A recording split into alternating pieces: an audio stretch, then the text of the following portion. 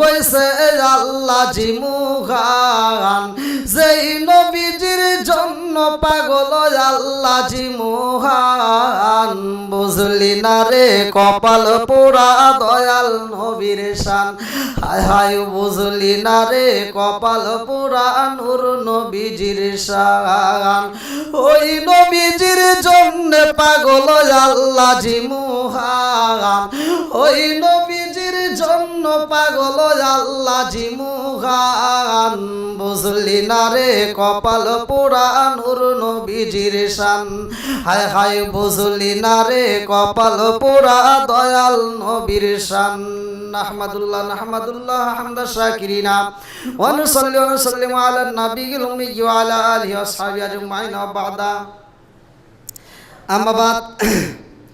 সকল প্রশংসা মহান আল্লাহ তাআলার, যিনি আমাকে আপনাকে ভালোবেসে মায়া করে দয়া করে এত সুন্দর একটা পরিবেশে মসজিদে পবিত্র জুমাবার দিনে দুনিয়ার সমস্ত ফিতনা ফিসাদ হইতে বিরত রাখিয়া আমাদেরকে একত্রিত করলেন নামাজের উদ্দেশ্যে, মসজিদে বসার জন্য সুযোগ দিলেন। এজন্য প্রাণ খুলিয়া শুকরিয়া আদায় করি। সবাই বলুন আলহামদুলিল্লাহ।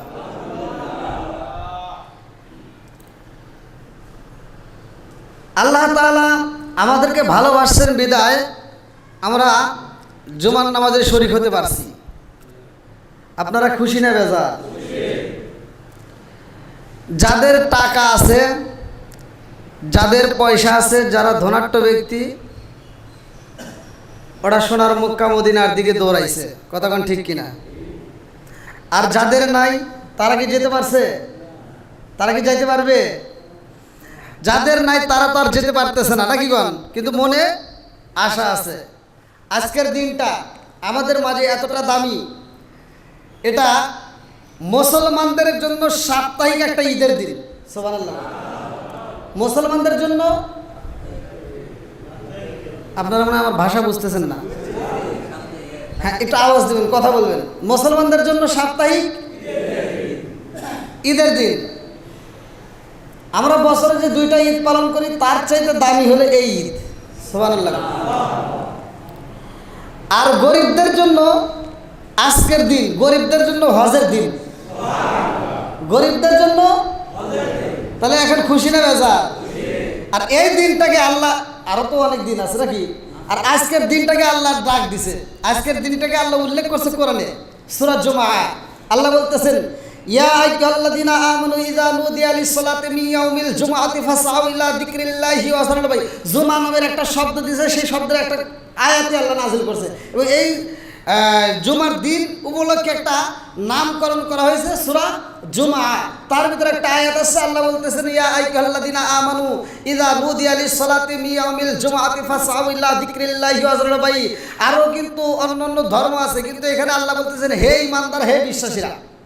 এখানে শুধু কি হে ঈমানদার, হে বিশ্বাসীরা, অন্য কোনো ধর্মের লোককে ডাক দেয় না। তাহলে আমাদেরকে আল্লাহ ডাক দিতেছে যে মিয়াউমিল জুমআতি, জুমার দিনে। কি দিনে?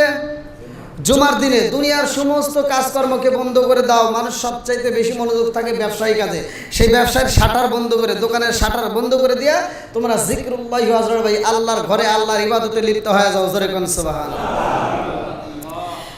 শত কোটি দরুদ ও সালাম বর্ষিত হোক আমার আপনার নবী, দয়াল নবী, মায়ের নবী, বিশ্বের মানবতা মুক্তির দিশারি আকায়ে নামজার তাজদার মদিনা আহমদ মুস্তাফা মুহাম্মদ মুস্তাফা। সকলেই বলুন সাল্লাল্লাহু আলাইহি ওয়াসাল্লাম। আমার রাসূলের উপরে একবার দুরূদ শরীফ পড়লে আল্লাহ রাসূল বলছে ক্বালা ক্বালা রাসূলুল্লাহ সাল্লাল্লাহু আলাইহি ওয়াসাল্লাম মান সাল্লা আলাইহি সালাতান সাল্লাল্লাহু আলাইহি বিআশরান। যেই ব্যক্তিটা আমি রাসূলের উপরে একবার দুরূদ শরীফ পড়বে আমার আল্লাহ তার উপর 10 বার রহমত বর্ষণ করে। তাহলে রাসূলের উপর আমরা দরুদ পড়লাম, খুশি হয়েছে কে? একসাথে বলেন সব কিছুর মালিক কে? শুকরিয়া আদায় করছি কার? খুশি হয়েছে কে? বেজার হয়েছে কে? কেউ না। তাহলে বেজার হয়েছে শয়তান, খুশি হয়েছে। আর যারা বেজার হয়েছে ভালো করে শুনে নেন, আমরা আল্লাহর নিয়ামতের শুকরিয়া আদায় করছি। আপনারা যতক্ষণ পর্যন্ত আমি আসার পরে যতক্ষণ পর্যন্ত আপনারা বসছেন, এটুকু সময় যদি আপনি শুকরিয়া আদায় কিয়ামতের আগ পর্যন্ত করেন তাও শেষ হবে না। আল্লাহ বলতেছেন সূরা আনফাল আয়াত নম্বর 2, প্রকৃত মুমিন কারা? ইন্নামাল মুমিনুনা আল্লাযীনা ইযা যুকিরাল্লাহু ওয়াজিলাত কুলুবুহুম ওয়া ইযা তুলিয়াত আলাইহিম আয়াতুহু যাদাতুহুম ঈমানান ওয়া আলা রাব্বিহিম ইয়াতাওয়াক্কালুন। আল্লাহ বলছে প্রকৃত ঈমানদার হলেন তারাই যাদের সামনে আমি আল্লাহর নাম উচ্চারণ করা হয় তখন তাদের অন্তরের ভিতর ভয় আসে। আর আমি আল্লাহর দেওয়া কোরআনের আয়াতগুলো যখন তিলাওয়াত করা হয় তখন তারা মনোযোগ সহকারে শুনে তাদের ঈমানি শক্তি আরো বৃদ্ধি পায়। তাহলে আমরা শুকরিয়া আদায় করলাম। সূরা ইব্রাহিম আয়াত নম্বর 6 থেকে 7 লক্ষ্য করবেন, আল্লাহ বলতেছেন ওয়া ইস্তাআযানা রাব্বুকুম লা ইন শাকারতুম লা আযীদান্নাকুম ওয়া লা ইন কাফারতুম ইন্না আযাবি লাশাদীদ। আল্লাহ বলছে যারা আমার নিয়ামত পাওয়ার পরে শুকরিয়া আদায় করবে আমি আল্লাহর নিয়ামত বাড়ায় দেব। মসজিদে তো প্রতি জুমায় আসেন, মসজিদে প্রতি জুমায় আসেন।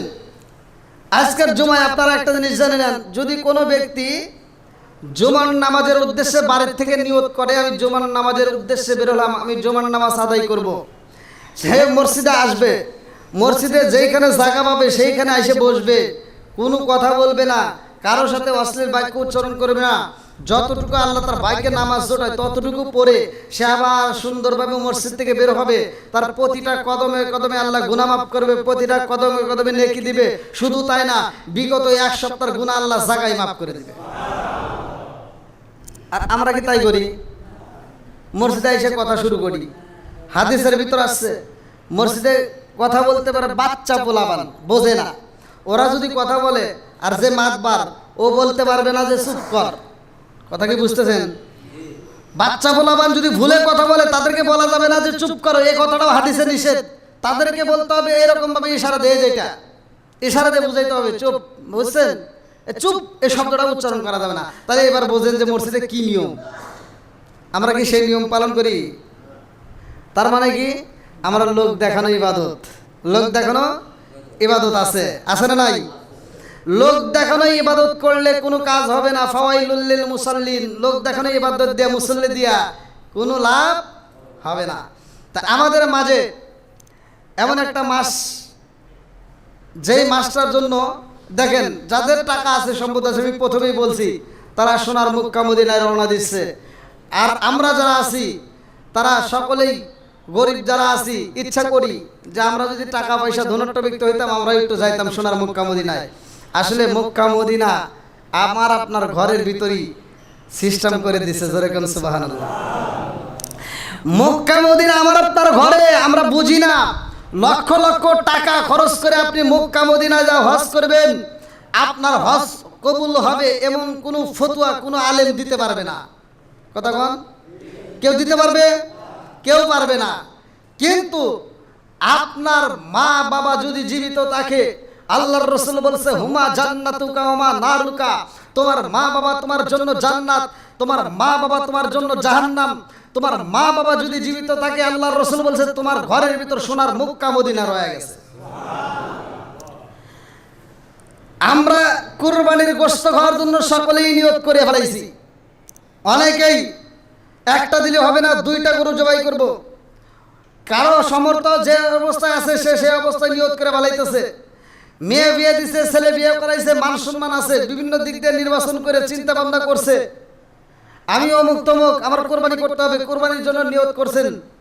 ভালো করে শুনে নেন, আমি প্রথমেই বলতেছি এটা আমার কথা না, আল্লাহ তাআলা আগেই কোরআনের কালিমের ভিতর ঢুকাইছে তাই আমরা বলি। যদি কোরআনে না থাকতো তাহলে বলে সাহস পাইতাম না, তাহলে আমার জিবাটা আপনারা টান দিয়ে ধরতেন। আল্লাহ যেহেতু বলছে ফাওয়াইলুল লিল মুসাল্লিন, লোক দেখানো ইবাদত দিয়ে কোনো কাজ হবে না, ওই লোক দেখানো ইবাদত দিয়ে আপনার কোনো ফায়দা আসবে না। তাহলে আমরা যদি কোরবানি করি লোক দেখানোর নিয়তে যদি করি তাইলে আমাদের শুধু গোশত খাবেন, কিন্তু সওয়াবের বেলায় কিছুই পাওয়া যাবে না। কথা কি আপনারা বুঝতেছেন? এইবার আপনারা কোরবানির মাস যেহেতু আসছে, কোরবানির কিছু ফজিলত সম্পর্কে কথা বলতেই হবে, তাছাড়া তো হক আদায় হবে না। আমি সংক্ষিপ্ত করে বলতেছি, ভালো করে শুনে নেন। আপনারা মসজিদে আসছেন, এক নম্বরে মসজিদের আদব বজায় রাখবেন। মসজিদের ভিতর কোনো কথা চলবে না, অশ্লীল কোনো বাক্য চলবে না, কাউকে ডাঙ্গায়া মসজিদের সামনে কাতারে আসার দরকার নাই। আপনি যেখানে জায়গা পাবেন সেইখানে বসবেন। একজন গরিব মানুষ সে চিন্তা করে যে প্রথম কাতার ফাঁকা আছে, আমি যদি প্রথম কাতারে না যাইয়া দ্বিতীয় কাতারে বসি আবার প্রথম কাতারে মাতবার এসে বসবে, তার জন্য ফাঁকা রাখবেন না। আপনি যেখানে জায়গা পাবেন প্রথম কাতার থেকে শুরু করে দ্বিতীয় কাতার পর্যন্ত, তৃতীয় কাতার পর্যন্ত পড়বেন। যে সর্বপ্রথমে আসবে ওই ব্যক্তিটা হলো ভাগ্যবান। ওই ব্যক্তিটা সর্বপ্রথমে মসজিদে আসার কারণে আল্লাহ তাআলা তার আমল নামায় কবুলিয়তের হজের সওয়াব দিয়ে দিবে। আমরা হজ করতে গেলে যারা হাজিরা যাচ্ছে কত দিন সময় দিয়ে তারা ওখানে শ্রম দিতেছে, হজ করতেছে, আর আমরা জুমার নামাজে একটু আগে আসতে পারবো না? এই হজের সওয়াবটা নেওয়ার জন্য আগে আসতে পারবো না? আপনারা ভালো করে বুঝবেন। আমাদের বাংলাদেশে আমি যতগুলো জায়গায় ঘুরছি, যে কথাটা সত্য কথা বলতেই হবে, আমি বাংলাদেশের যতগুলো জায়গায় ঘুরছি, আল্লাহ দিলে প্রতিটা জেলায় আমি প্রোগ্রাম করছি, কিন্তু আমি বাংলাদেশের যতগুলো জায়গায় জুমা পড়াইছি, দেখা যাচ্ছে মাহফিলে গেছি, জুমার নামাজে যেখানে গেছি পরিচয় ওখানে জুমার আলোচনা করাই লাগছে, এটা মিস নাই। তো যাও, সেইখানে আমি দেখছি আমাদের বাংলাদেশের নিয়মে বাংলাদেশের মুয়াজ্জিন যখন আযান দেয় তারপরে আমাদের বাংলাদেশের মুসল্লিরা গোসল করতে যায়। কথা বল, তারা গোসল করে তারপরে কি করে নামাজের জন্য আসে। খুতবা পাইলেও পায়, না পাইলে না পায়। আবার ফরজ নামাজটা ইমাম সাহেব সালাম ফিরাইবো, ডান দিকে ফিরে বাম দিকে ফিরানোর সাথে সাথে কিছু মুসল্লি উঠে রওনা দেয়। কথা বলে না, আপনাদের এখানে নাই মনে হয়? হ্যাঁ, আমি তো বাঙালি, আমি তো বুঝি।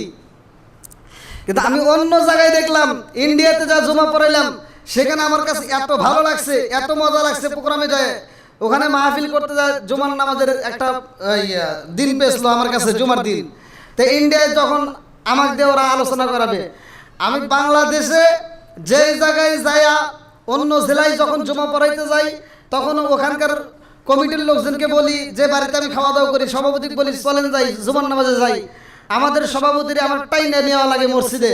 আর ইন্ডিয়ায় আমি যখন মাহফিলে গেছি, ইন্ডিয়ার কমিটিরা আমাকে 11টার দিক থেকে বলতেছে হুজুর জুমার নামাজে যাওয়া লাগবে, আমারে বলতেছে, ওরা আমার টাকাটা দিচ্ছে। আচ্ছা, আমি সেটা গেছি, জুমার নামাজে গেছি আজান হওয়ার আগে। আজান হওয়ার কি আজকে কারা কারা আজান হওয়ার আগে আইছেন দেখুন? একটা লোক হাত তুলবে, এই ক্যামেরা ঘুরে দেখাও। আজান হওয়ার আগে আইছেন? আপনি কি মসজিদের মুয়াজ্জিন নাকি? আলহামদুলিল্লাহ, একজন পাইলাম, আর একজন, দুইজন, আর কেউ? মুয়াজ্জিন হাত তুলব না তো, রাগ করছে। হ্যাঁ, আচ্ছা, আজান হওয়ার আগে ওইখানে আমি যখন মসজিদে ঢুকতেছি, আজান হওয়ার আগে যা দেখি মসজিদ ভরপুর, বারান্দা ভরপুর। ইন্ডিয়ায় এই যে আপনাদের আলোচনা রেকর্ড হচ্ছে, অনলাইনে যাবে, তারাও তো দেখবে, মিথ্যাবাজের কোনো কারবার নাই। আজান হওয়ার আগে মসজিদ ভরপুর, বারান্দা ভরপুর। আমি চিন্তা করতেছি আমার বাইরে কি গেটের সামনে স্থান হবো, তা না দেখি ফাঁকা করে নিয়ে গেছে সামনে, আমাকে দিয়ে আলোচনা করাবে। তা ওইখানে আজান হওয়ার সাথে সাথে খুতবা, আজান হওয়ার সাথে সাথে কি ওখানকার সিস্টেম। আমরা তো আজান হওয়ার পরে একটু রেস্ট নেই, ধীরে আসতে মসজিদে আসি, ইমাম সাহেব ধীরে আসতে আমরা আলোচনা করি, তারপরে আবার সানি আজান দেই, তারপরে সে আমাদের খুতবা দেওয়া হয়। ওখানে তা না, দেখেন ওখানে সাথে সাথে খুতবা দেওয়ার পরে নামাজ পড়ে। আমরা নামাজ পড়ি কয়টায়? 1:30টায়। ওরা নামাজ পড়ে 12:30টার সময় ওদের নামাজ, না তার আগে 12:30টায় নামাজ। আর নামাজের পরে লোকে যায়, এখন যে আলোচনা করতেছি এখন লোক ওদের আলোচনা, অর্থাৎ নামাজের পরে। আচ্ছা, এখন যদি আপনাদের ইমাম সাহেব কয় যে আমরা তো প্রতি জুমায় তো আগে খুতবা দিলাম, আলোচনা করলাম, সামনে জুমায় আমরা আলোচনা নামাজের পরে আলোচনা করবো, আপনারা সবাই বসেন, মুসল্লি থাকবে? তবু হুজুরের তো কাম নাই, হুজুর খালি বসে থেকে আলোচনা করবে। কথা কোন ঠিক কিনা? ওদের এই আমি এটাই বুঝাতে চাই, ইন্ডিয়াবাসীদের ইমানটা কি তাজা, যে ওরা জুমার নামাজে যাচ্ছে প্রতিটা মুসল্লি আজানের আগে। আর আমাদের বাংলাদেশে আমরা তো ইসলাম আমাদের কাছে আরো সবচেয়ে আমরা মনে করি খাঁটি। 99 বাংলাদেশের 100-এর ভিতর 99% মুসলমান। কথা কন। অথচ ইন্ডিয়ার জমিনে এখনো এমন কিছু জায়গা আছে যে জায়গায় ওপেনে গরু জবাই করতে পারে না। আর আমাদের বাংলাদেশে কি তাই আছে? কথা কন। একটা নয় 10টা যদি গরু এই গ্রামে জমা করি কেউ বাধা দেওয়ার মতো ক্ষমতা আছে? এ কথা কেউ বলে পারবো? আর জিব্বাটা টান দিয়ে ছিঁড়ে ফেলাম, জোরে কোন কথা ঠিক কিনা? তাহলে আমাদের বাংলাদেশের স্বাধীন দেশে, স্বাধীন বাংলাদেশে আমাদের ইসলামের সংখ্যা বেশি, 100-র ভিতরে 99% মুসলমান হওয়ার পরেও আমরা আসি গরিমসি করে শুধুমাত্র নামাজ ধরার লাগে। তা এটা আবার কি ডিজিটাল নামাজ? ভালো করে শুনে নেন, মসজিদ করছেন, এখন মসজিদ হয়েছে পাকা কিন্তু মুসল্লি হয়েছে কাঁচা, কথা কোন ঠিক কিনা? আগেকার জামানায় মুরব্বীরা, আগেকার জামানায় এরা ভালো করে জানে, তারা মসজিদ ছিল কাঁচা কিন্তু মুসল্লি ছিল পাকা। এত ভেজাল ছিল না, এত ভেজাল ছিল না। আল্লাহর রসুল বলছে যেই জুমার নামাজের জন্য মুসল্লিগুলো চুপ করে আদায় করবে, কোনো কথা বলবে না, আদব বজায় রাখবে, ওই ব্যক্তিটাকে আমার আল্লাহ এত খুশি হয়, প্রথম যেই জুমা, গত জুমা আদায় হয়ে গেছে তারপরের জুমা পর্যন্ত যে জুমা আদায় করতেছে, এই মাঝখানে 7 দিনের যাবতীয় সগীরা গুনাহ আল্লাহ সাগাই মাফ করে দেয়। আর আমরা কি করলাম? আমরা সেগুলো বুঝলাম না। মসজিদটাকে কোথা থেকে আসলো, জুমার নামাজটা কোথা থেকে আসলো, নামাজ আমরা কিভাবে পাইলাম, 5 ওয়াক্ত নামাজ আমাদের মাঝে কিভাবে আসলো, আল্লাহ কেন বললো ইন্নাস সালাতা তানহা আনিল ফাহশাই ওয়াল মুনকার, নামাজ অশ্লীল খারাপ কাজ থেকে বিরত রাখে, কেন রাখে? 5 ওয়াক্ত নামাজ আমাদের পাইলাম কোথায়? এখন যদি একজনকে প্রশ্ন করি, জহরের নামাজে আপনি আসছেন, জহরের নামাজ আদায় করবেন, জহরের নামাজটা সর্বপ্রথম কোন নবী পড়ছে, কিভাবে আসলো বলতে পারবেন? নাই। আমরা ইতিহাস জানলাম না, পড়লাম না, তো এই জন্য আমরা কি বুঝলাম না মসজিদটা কিভাবে আসলো, মসজিদটা 4 কোণা করলেন, এখানে কেন ফাঁকা রাখা হলো, এইখানে এটা কি মসজিদের অংশ না এটা কি জন্য প্রথমে তৈরি হয়েছিল, এই ইতিহাস তো আমরা জানলাম না। আমরা খালি জানলাম কি অমুক দাঁড়ায় মিলাদ পড়লো, অমুক বৈশা বললো, অমুক দাঁড়ায় পড়লো, অমুক পড়লো কে, অমুকের চুক্কা টুপি, অমুকের গোল টুপি, অমুকের ফাটা টুপি আছে না নাই? কথা কন না কে? এই জন্য আমি বলি আমি মেদিনা খেরি, আমি মেদিনা খেরি, আলেম হইব বাড়ি বাড়ি, কোরআন হাদিস পড়বে তারা নিজেরা মানবে না, ঘন ঘন মসজিদি হবে কিয়ামতের নিশানা রে, ঘন ঘন মসজিদি হবে কিয়ামতের নিশানা, ও দরদি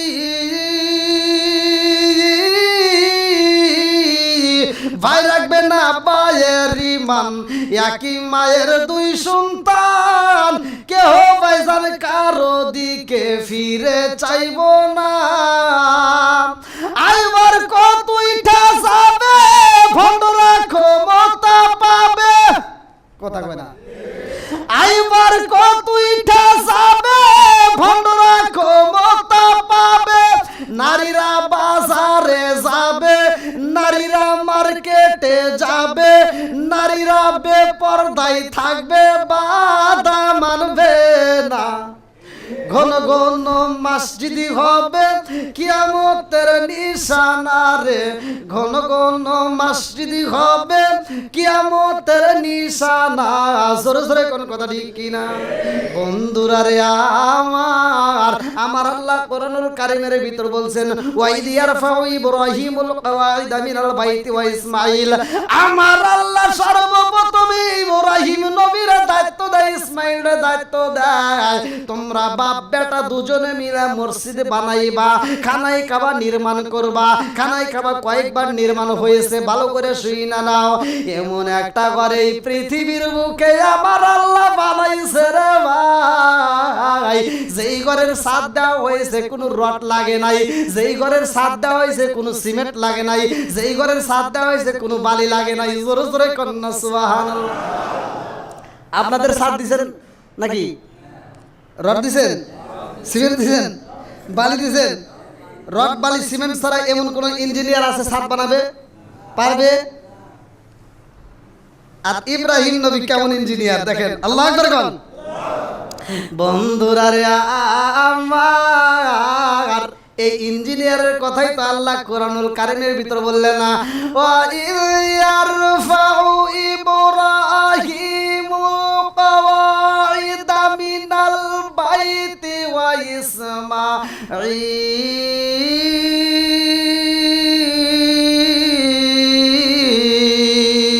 আল্লাহু আকবার। আরে ভাই পাথর আনা হয়, পাথরগুলো দিয়ে একটা পাথরের উপর আর একটা পাথর রাইখা রাইখা এরকম ভাবে যখন উপর দিকে তোলে রে ভাই, সাথ দেওয়া হইব। ইব্রাহিম নবী কয় আল্লাহ সাথ দেব কিভাবে? আল্লাহ কয়ে যাও যে এই পাথরগুলো তুমি নিয়ে আসো, এই পাথরগুলো একটা পাথরের সাথে আর একটা পাথরের বাড়ি মাইরা দাও। আরে ইসমাইল আলাইহিস সালাম নিচ থেকে পাথর দইরা দেয়। এ আমার মুসল্লিরা ভালো করে শুইনা নাও, ইব্রাহিম নবী পাথরগুলো কি করলেন?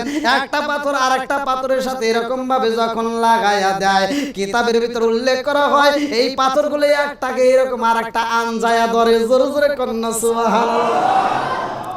আরে পাথরে পাথরে এমন ভাবে আটকে গেছে রে, কোনো আটা দেওয়া লাগে নাই, সিমেন্ট দেওয়া লাগে নাই, বালি দেওয়া লাগে নাই, এই ছাদটায় আমার আল্লাহ সুন্দর করে দিয়ে দিলেন পাথরে পাথরে আটাশে কইরা।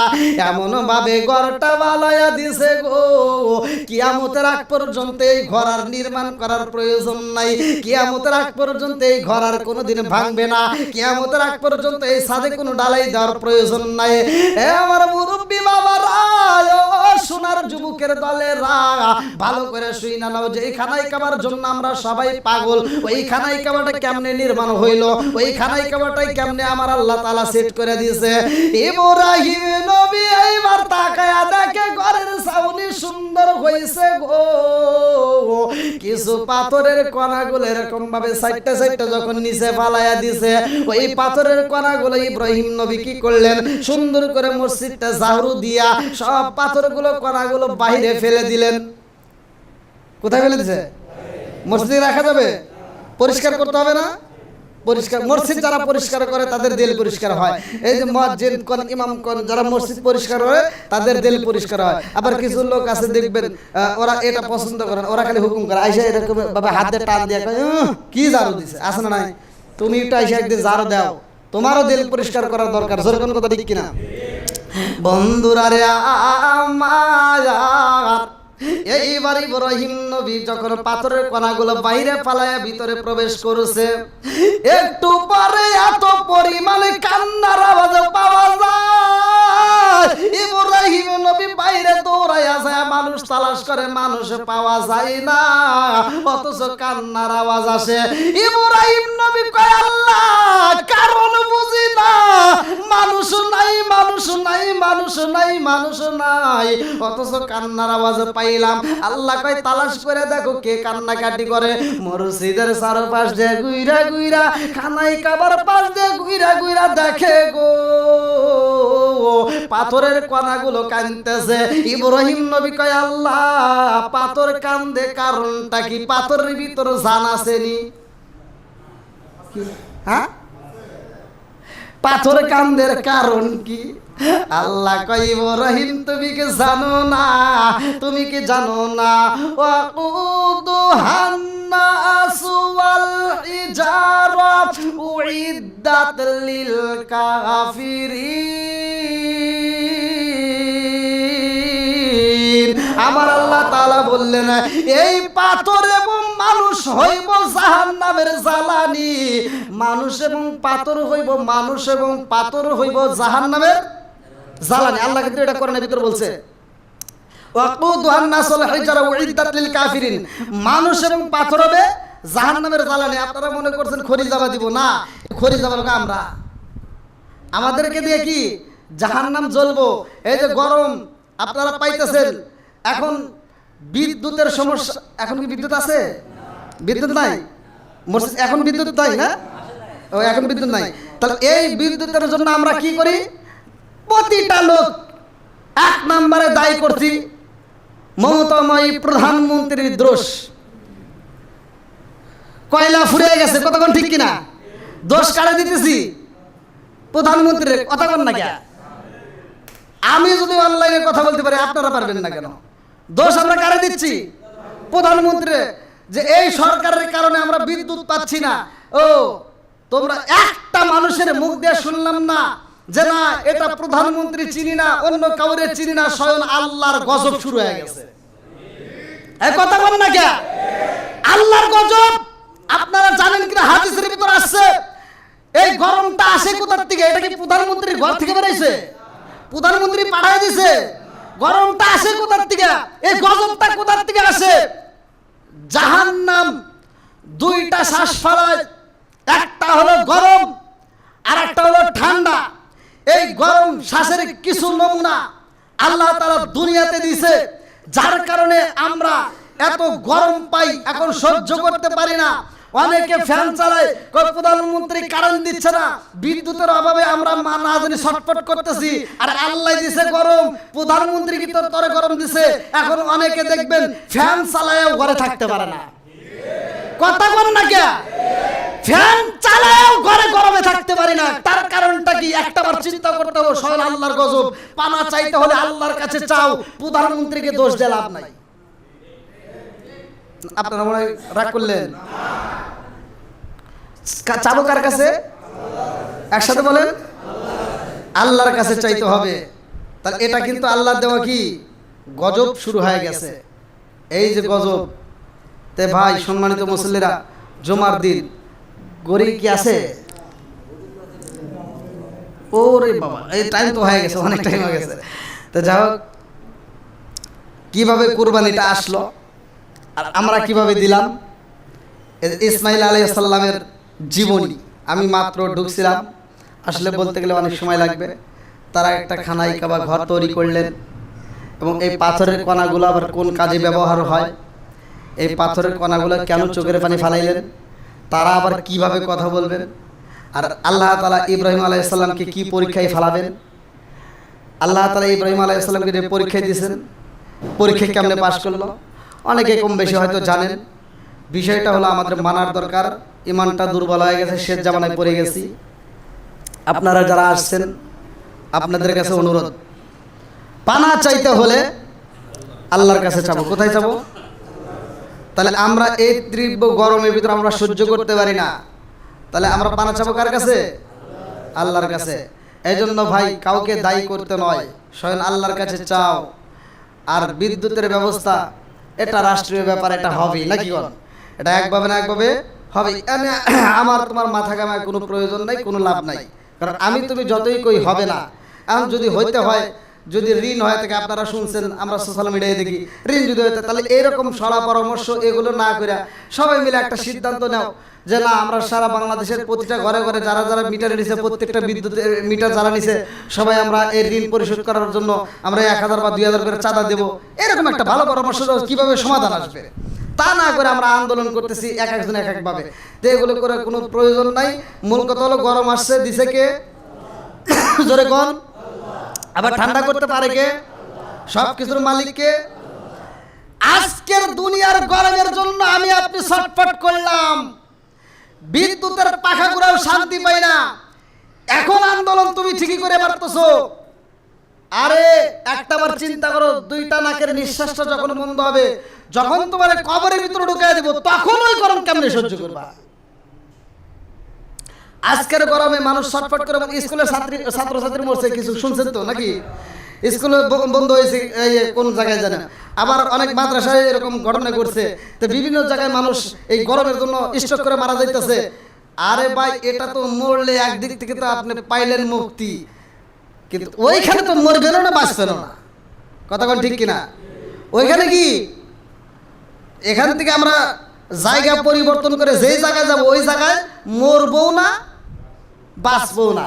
দেখেন কি জ্বালা! ওখানে কি মানুষ মরবেও না, বাঁচবেও না, ওইখানে আবার কি আশা। আজকে গরমের দুনিয়ার এইটুকু আজাবের লেগে আমরা এরকম ছটফট করি। এই যে আমি আসছি আপনাদের এখানে, কিন্তু বৃষ্টিতে ভিজা। আপনারা কি বৃষ্টি ভিজাইছেন? এখানকার মানুষকে আমি যদি বৃষ্টিতে ভিজাইছি, এরকম কি কয়, হুজুর কোন থেকে ভিজে আসলো? ওখানে তুমুল বৃষ্টি, আমরা যখন আসি বৃষ্টির ভিতর ভিজতে ভিজতে আসি, অথচ এখানে এসে বৃষ্টি নাই। তাহলে দিছে কে? জোরে কোন? আল্লাহ। যাও, সম্মানিত মুসল্লিরা, জুমার দিন দীর্ঘ সময় আলোচনা করলাম। আমি পরিচয়টা দিচ্ছি, আমার নাম হচ্ছে